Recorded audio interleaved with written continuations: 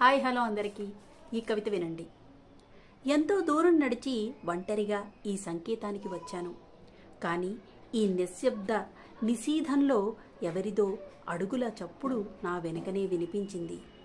అతని నుంచి తప్పించుకోవాలని పక్కకు త్రొలిగాను. కానీ అతన్ని తప్పించుకోలేను. అతను అతి త్వరగా నడిచి ధూళి రేపుతాడు. నేను మాట్లాడిన ప్రతి మాటకు అతను బిగ్గరగా మారు పలుకుతాడు. అతను చిన్నారి నా అంతరాత్మే ప్రభు.